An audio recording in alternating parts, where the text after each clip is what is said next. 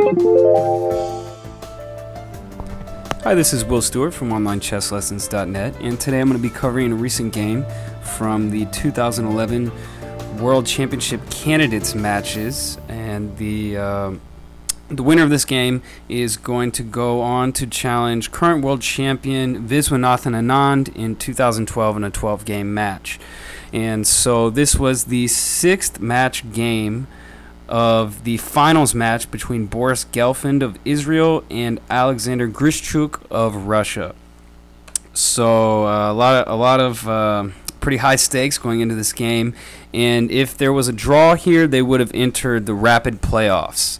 And so Grischuk has definitely been looking good in the rapid games and the tiebreakers so far in this tournament.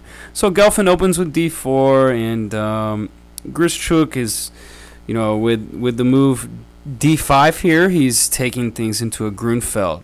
And Gelfand plays an interesting line. I haven't seen it quite so much at the top level against the Grunfeld for white with respect to fianchettoing the bishop, but it certainly makes sense, and I'm sure Gelfand wants to avoid maybe some of the more tactical, super sharp theoretical preparation of Grischuk.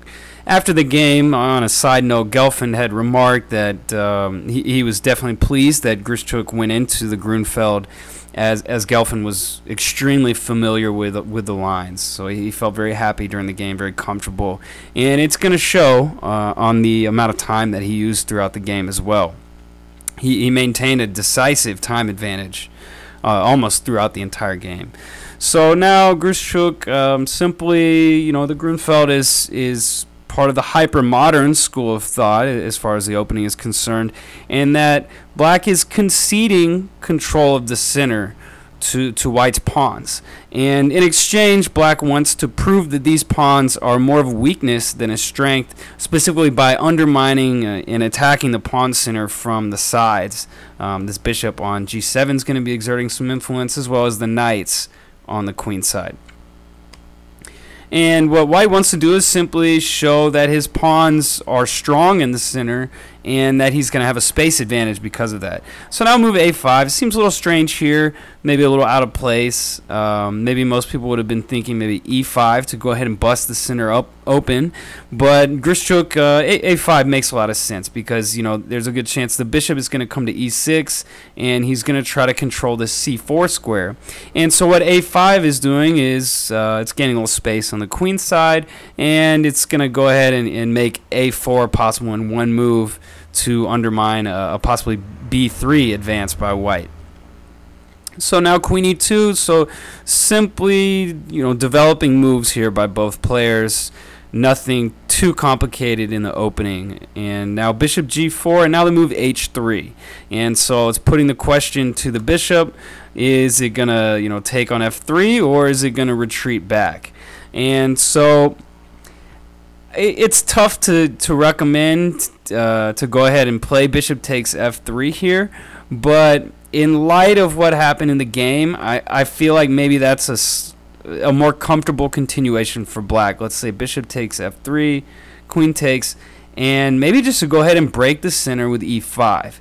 And so the reason I like this more for black, and we'll see how the game developed, but I feel like it's a lot more comfortable because white has a space advantage, and when you have less space than your opponent, it's entirely logical to trade pieces so that you have a little more maneuvering room. You have less pieces to worry about, less pieces cramped in the position.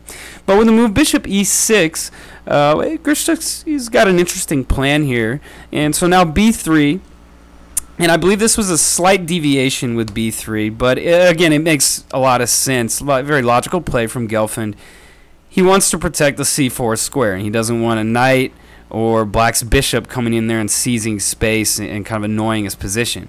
So black goes ahead and plays a4, and I believe rook b1 here is a theoretical novelty by Gelfand.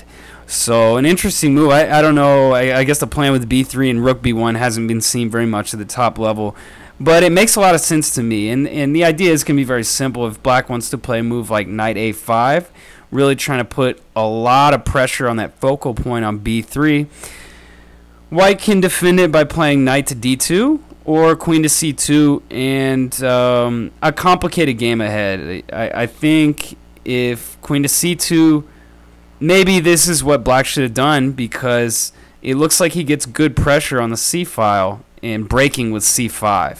But instead, Grischuk employed a very interesting plan with the intention of attacking white on the king side. So, I mean, this is just about as high as the stakes get. I mean, the winner of this game is going to go on to play in the World Championship, probably $1 million paycheck in that match as well, in 2012. So, you know, both of these players have been playing in this super tournament probably a couple weeks, and it's understandable Grischuk tries to make a push here. So with queen c8, he sets up a battery, attacking the h3 pawn, and white doesn't want to play g4. It's just going to cause an unnecessary weakness with that move. So he plays king h2. So white's plan here is very simple. He wants to essentially push these center pawns and just gain a lot of space in the center. Maybe you can possibly play f4 at some point in the future. And now Grischuk, he's used a lot of time on the clock. You know, he's at 52 minutes, and Gelfand's at 111 minutes. So, you know, not such a discrepancy yet, but, you know, you want to keep balanced on the clock. And with the move rook a5, quite an interesting rook lift. You don't see this very often. And the idea is to simply pile up on white's king. So I like the thought process behind the move, but I just don't think it's appropriate in this position. Maybe a little bit too anxious, a little too nervous there, and maybe that's what provoked this this change of strategy by Grischuk. Throughout the tournament, he had been playing extremely patiently, and he's a very strong player and very patient in his own right. But you know, he played slower than Kramnik in their match, and that's really how he won. So I thought that was interesting, and this change of pace was kind of uncharacteristic. So I think maybe I'd attribute it to the nerves of the situation. So rook h5, very interesting move. He's putting a lot of pressure on the h3 pawn, and white's got to do something about it. Obviously, the move g4 is just going to fail to, you know, let's say if white plays g4, well, just bishop takes g4, and that's not going to work. So instead, the only real option here, to play g5, that seems like an ugly move in this position, very easily exploited by bishop to g4, for example. Now white is in a, you know, not a very fun pin, and also black can open up, you know, crash open the center with e5 if he wants to. Possibly he can try h6 and g5 to continue going after white's king. So you don't want to move pawns around your king if you can help it. And the move h4 would concede a lot of critical white squares, light squares around his king.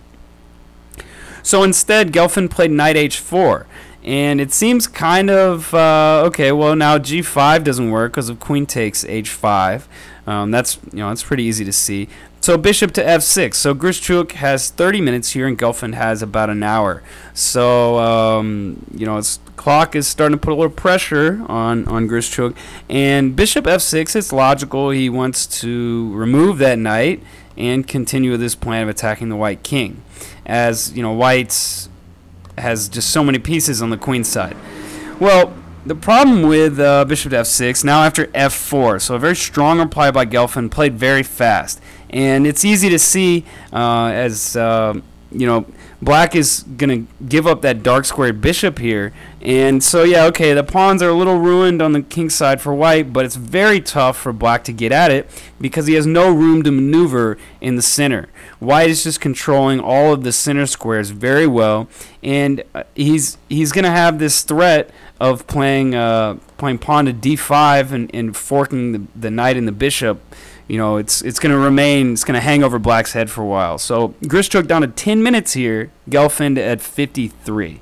So here Gelfand plays knight takes d5, and a nice positional move by Grischuk. He plays rook takes d5 here. And so the purpose is if bishop takes d5, then bishop takes d5, And so, yes, black is down in exchange, but I think he's got pretty solid. I think he's got very good chances of holding this position due to the fact that the bishops are of opposite colors, and black is able to really establish a bind on the white squares in the position. And his knight is also going to be excellently placed, as white doesn't really have too many open files right now to use his rooks.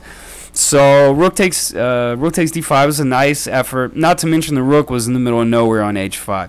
So bishop b2, just, Gelfand's really taking his time, and the pawn storm's not going to be pleasant for black in the center. So rook to b5, not a good sign. Gelfand is he's kind of shuffling that rook around. Now queen e2, and obviously if rook takes b3, simply d5 is going to win a piece. So that's just, that d5 threat really restricts black's pieces. And that bishop on e6, you can tell, is a little bit cramped here.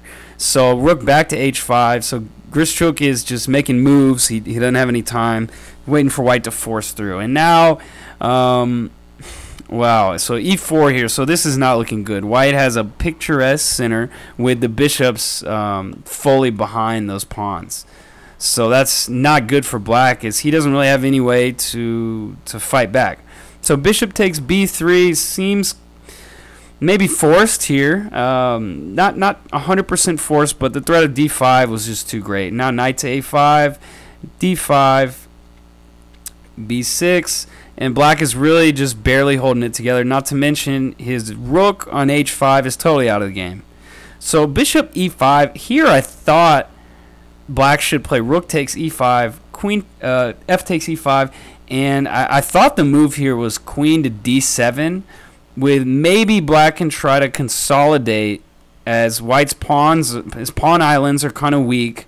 His bishop on g2 is pretty weak as well. Maybe this, but I don't know. The plan that this is tough. White's probably going to start with h5 and then bishop to f3 and g4 and penetrate along that diagonal. This is going to be extremely difficult to hold, but maybe better chances than in the game. So c5, now pawn takes, and black is effectively a rook down. And both of white's rooks and his bishops are really just terrorizing the board. So after f6, bishop to a1, rook c5, and now here I thought black could just play queen b5, threatening the rook and the bishop on b3. In the game, black played queen c7, and so here I thought maybe white could just play bishop to c3. But I guess he didn't want to allow any complications associated with queen takes f4. So instead he played rook takes b3. So if queen takes f4, he could answer with rook g3. And knight takes c6. Grischuk had about a minute here. Gelfand about 6. If knight takes b3, this is going to be just too easy for white to win. He's got the bishops opened up, the passed pawn on c6, not to mention the two bishops for the rook. So here Gelfand tried to say, well, maybe he can kind of scheme his way out of this down a piece, but the busted pawn structure for white, maybe it gives him some small drawing chances. But after e5, knight to d4, and queen c4 check, Grischuk had like 20 seconds on the clock, so he just resigned. And it's definitely understandable. White, just the bishops are just exerting too much pressure in the position, and he's up a piece. So, not too much going there. So Grischuk, a player of the highest class, he resigned here and extended a congratulatory handshake to Gelfand, the 2012 World Championship contender. So great tournament, great game by Boris Gelfand, and what else can you say? So this is Will Stewart from OnlineChessLessons.net, and thanks for listening.